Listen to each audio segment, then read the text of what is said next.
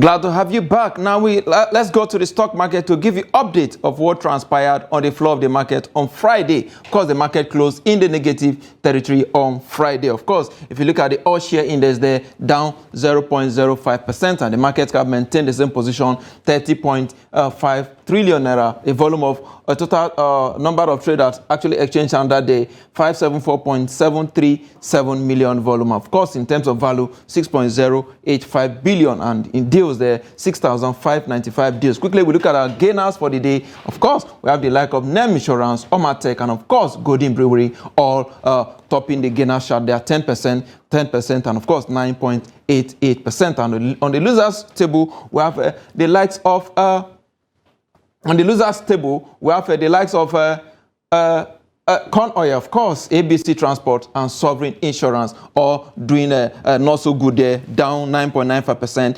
9.930%, and of course, 9.09% respectively. Of course, in terms of the top traded equity for the day, we have the likes of FCMB, Access Bank, and Japan Gold and Ventures Limited, all trading 205 million volume of shares, 40.1 million volume of shares, and of course 37.8 million volume of shares. And in terms of sectors performance, we have the like of banking sector doing greatly there, 0.13%, and of course the industrial sector not doing so good. Of course, if you look at it, it's 2 over 5, 3 in red, and of course 2 in green, 0.055 industrial sector. Consumer goods negative though, a little bit flat, you may say, but it's on a negative side. Oil and gas is also down 1.60%, while the insurance sector 3.78%. What is the rest of Africa?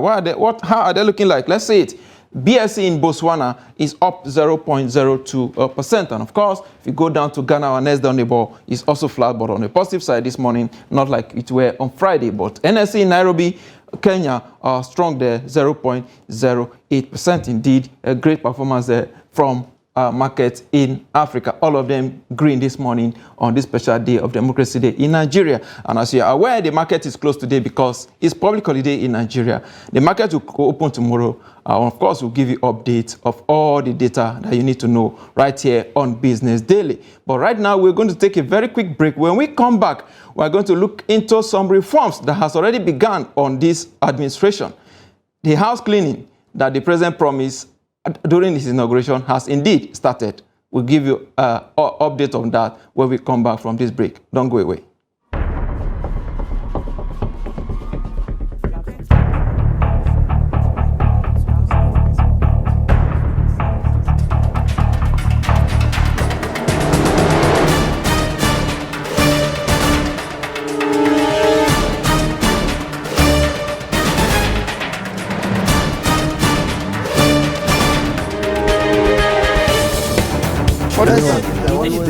That's great.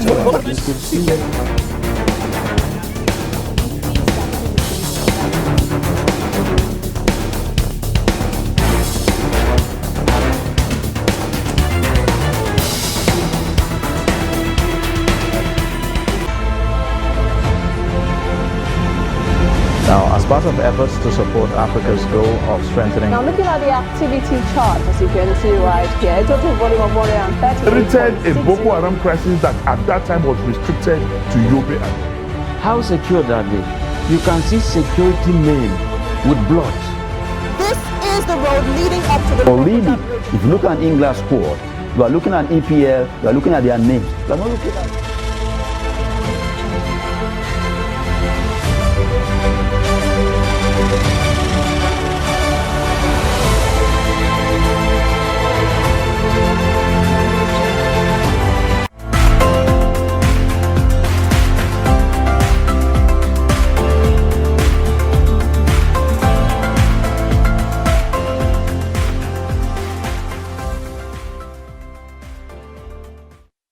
Glad to have you back. It's still Business Daily right here on Trust Television. Now we go straight into our discussion. Of course, Nigeria democracy and of course the promise of reform by the current administration. And indeed, the reform has started from the Central Bank of Nigeria. No, we'll look at that this morning. I have right in the studio my guest here, Baba Yusuf is a strategist and policy analyst, and of course the Group CEO, Global Trade Investment Limited. Glad to have you on Business Daily. Thank you for having me. Your first time here. Absolutely. Good to be here. On the show. Discussing we appreciate business, your time. And then we also have a financial analyst, Mukhtar Mohammed, who is joining us via phone from Lagos. Good morning, Mukhtar.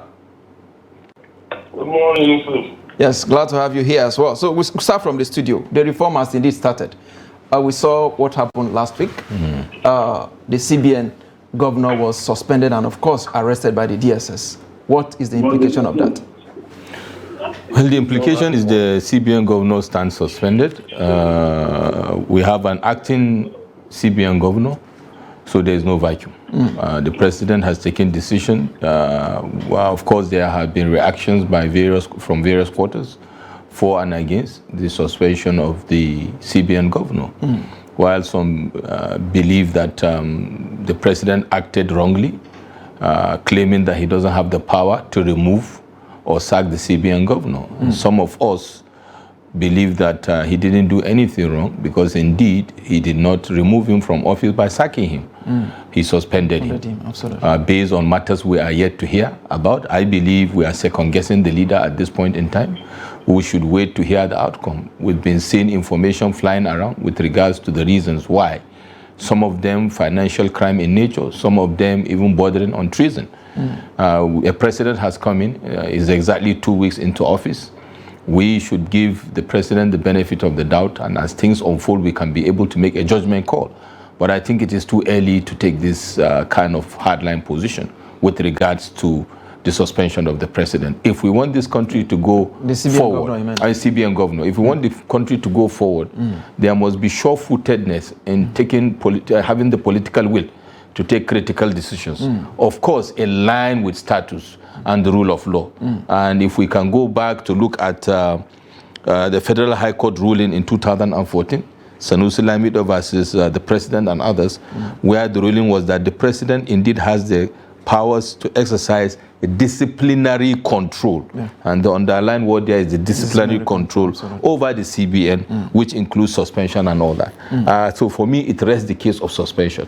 What I want to see now is the next critical steps that will be taken by the president and indeed by the DSS, how the matters unfold will guide my thoughts and maybe judgment call moving forward. Interesting submission there. Mukhtar, if you can hear me, the CBN governor has been suspended. If you recall, during the inaugural speech, the president did say that the monetary policy need some house cleaning, and it seems that has started. What is your take?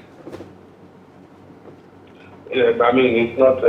Well, going into the monetary policy needs some house cleaning.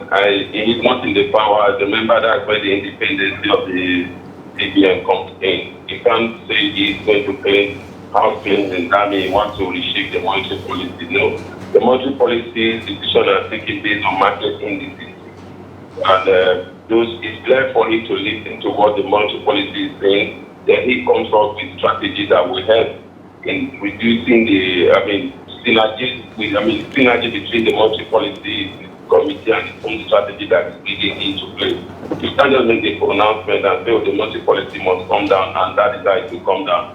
You need to do something about it. So it's not, I hope we are not coming to an issue whereby it becomes now the president and twisting the monetary policy to take decisions to, we shouldn't get that, and that's why the CBN has come. The monetary policy is based on market indices, where the CBN have done their investigation either through credit to banks, through some other financial decisions that have been taken. So what I always say, like I've said in your program, just 20, in the past 8 years, we never had the monetary policy. We didn't have the synergy between the monetary policy and the fiscal authorities. And that is why the CBN had that excuse to dabble into that thing that we felt that was not right for the CBN to do.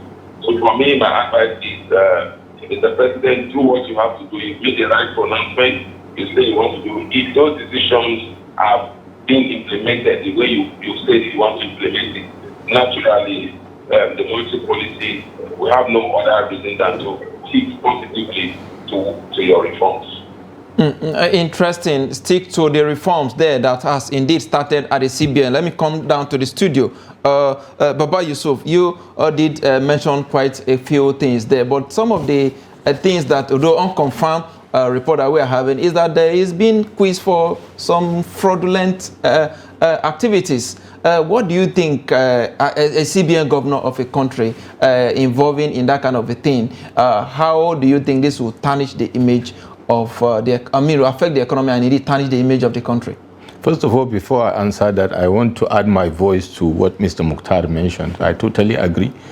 I said in another forum, not just in terms of monetary policy, the overall, situation of the country, beyond the pronouncements, my advice to Mr. President is, and I know he knows that more than we do, but just to remind him as citizens that one of the critical things for him to do, which may be happening already, if not it should happen almost immediately, is that the handover notes will not suffice in doing what Mr. Mukhtar mentioned.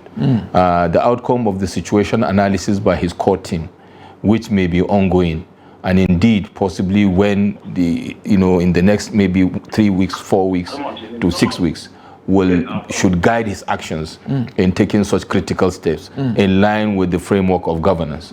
I believe in the independence of the CBN, like other institutions of government, in line with the provisions of the Constitution. But then, coming back to your question, I think the action of the Mr. President doesn't have to do with that monetary policy.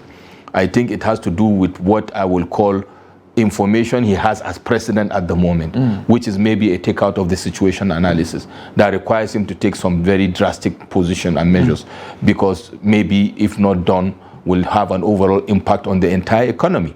That being said, like I said, I wouldn't want to second guess the president. What will unfold in the next couple of years will decide, shape my thoughts and decisions. Now, with regards to the impact on our economy or our country, I think it's neither here nor there for now.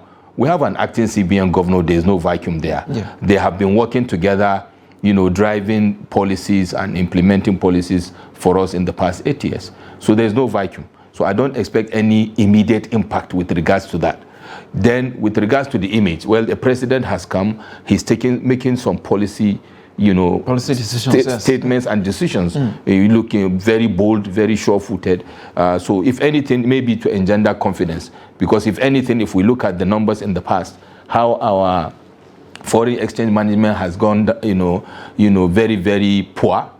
From 198 naira in 2014-15 to about 406 something in April official, and in the parallel market almost 800, and even very scarce, unavailable. If you use the aviation sector, for example, almost $800 million trapped and all that. So if there is this demonstration of, assertiveness in trying to take measures to contain the economy as a whole, not just from the CBN perspective, well, I don't see any negativity in that regards. But like I said, he has taken a step, and there has been a reaction.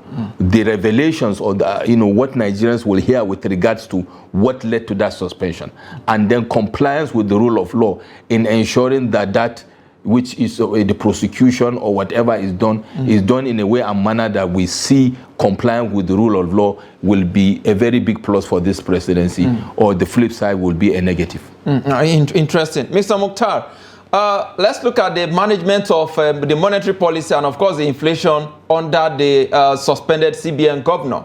When a couple of years ago, the MPR was there at around 11%. Our inflation rate was also very, very low compared to what it is today. Do you think the decision that the CBN have taken over the years have indeed helped in the management of the economy properly? Let me add to what my colleague in the studio also said. I think he has hit the nail on the head. We must be careful the way we train. We train on what we are about to do now, because the international committee is watching. Investors are watching, and this is the president that has said, I want to attract foreign investors into the economy, and we need them back before than ever before, because they have already gone, this seems to not even be in existence. So I must commend him for what he just said. But again, it should not end to be that it was just all about drama, political banter, because it was the president that you accused of not wanting to win the election. At the end of the day, you cannot substantiate your investigation on him, because again, we already played the gallery with what the DSS have done and disappointed in them. For them to have picked a very sensitive man like that, and the picture was all over social media, I was being put into the plane, and then someone of the DSS operatives showing up handcuffed. I don't think that was right, the right image as a country. We should try to do things. We should do our investigation. Remember, this same DSS wanted to arrest this same CBN governor when he was still under President Muhammad Buhari. He took the judge to say, no, with all your allegations, it's nothing I cannot substantiate your allegation. So I will not give you that permission to arrest you. So we mustn't forget that same crime they are taking back. Then again, the judge already saying there's not substantially what you're trying to do at that time. So we must be careful. A lot of people are excited about it, but you must be careful. And going back to what you guys question, we must understand that, like I said, monetary policy on own cannot do the magic. Physical side should be able to do it its own. I've said it on your program. I wasn't in support of the CBN going into direct intervention, because that's not their privilege. CBN should not be the one intervening directly, like production, with production. No. You should have given that to the normal commercial, and that's what is done, and then give it the agricultural loan to commercial banks. And that is why some of those money were never recovered today.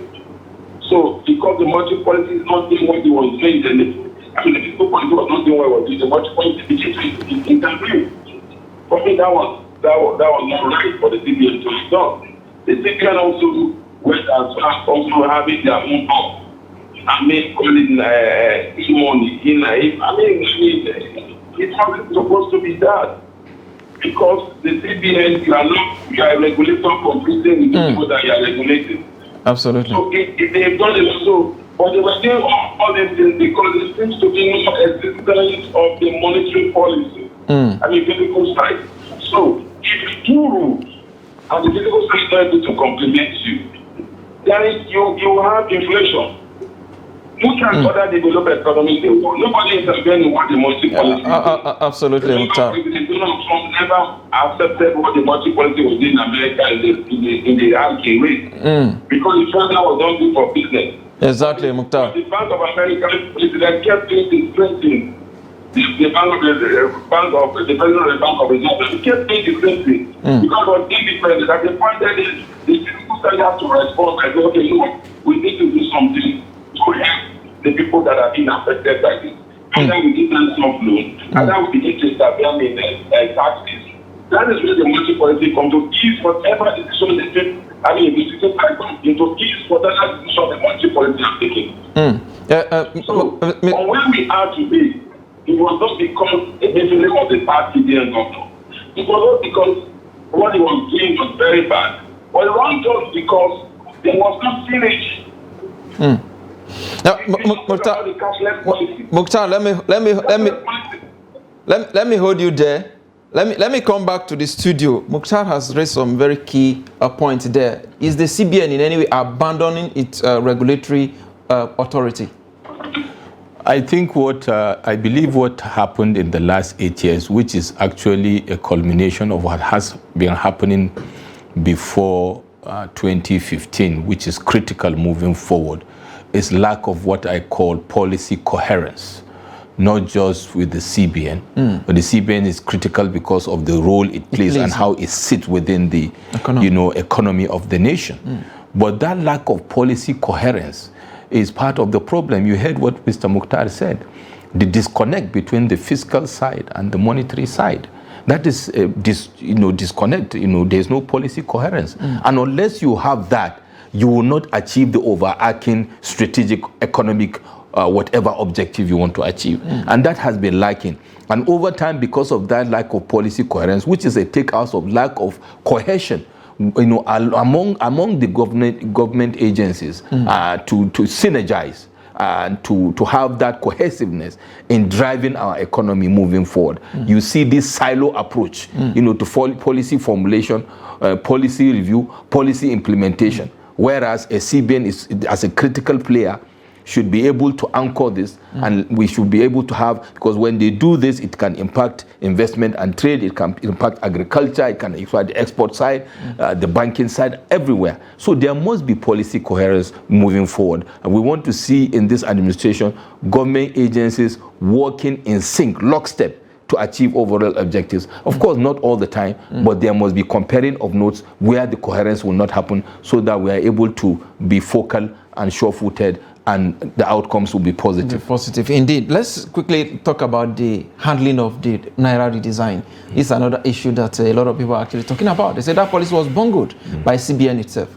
CBN had no business doing that, bringing that policy at that point in time. It is part of the problem. It's a legacy issue. The CBN governor, Emefiele, just happened to also take a template and run with it. We are very impulsive. With our policies, we are not deliberate. But we had the former president openly backing him. Yes, I'm coming to that. We are not, strategic, and there's no foresightedness in this kind of. This is a very critical decision that has caused a lot of issues to our economy. Coming at the wee hour of an administration, and you ask, why didn't this happen maybe in 2019? To roll it out and see how that will happen.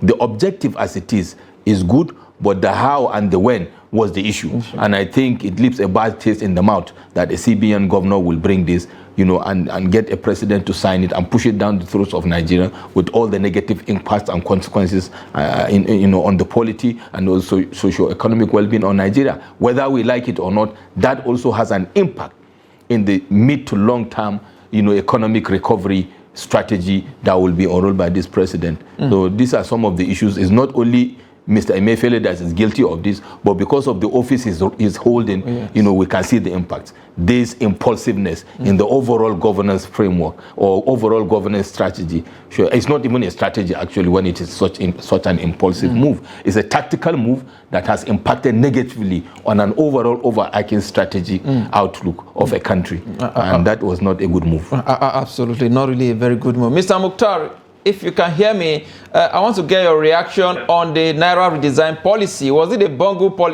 policy by the CBN itself as well?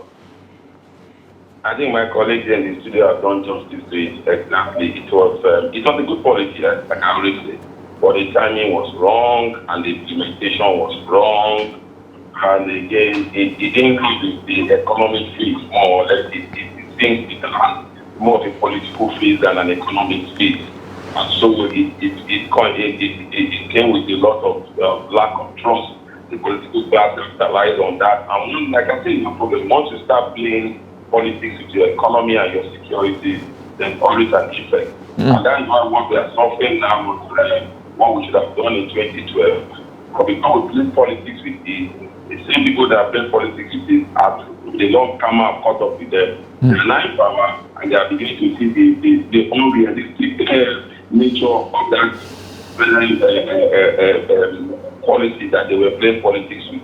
So we must learn our lesson and make sure that we learn to put political differences when it comes to the economy. Because when the economic effect comes, it doesn't affect only APC, it doesn't affect only PDP, it doesn't affect only Labour Party. It affects every Nigerian.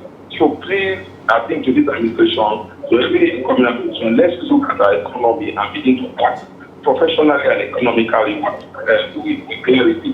Now what's happening in the US, you will see them doing the debt issue. It became both Republicans and Democrats. Some Republicans supported it, some Democrats supported it, some Democrats were even against it, and some Republicans were against it. But they were looking at the overall interest of the economy. What we need to understand, they have to take a decision that will not have a negative impact on the economy. That is how economy should be run. So the Naira design policy, fantastic policy, but implementation, timing was very wrong. I must thank you, Mukhtar Mohammed, financial analyst. Thank you so much for your time. Financial analyst, thank you so much for your time on Business Daily this morning. My pleasure, Yusuf. Thank you. Yes, I'm back in the studio. Your final take. What are your expectations from the ongoing investigation of the CBN? Compliance with the rule of law.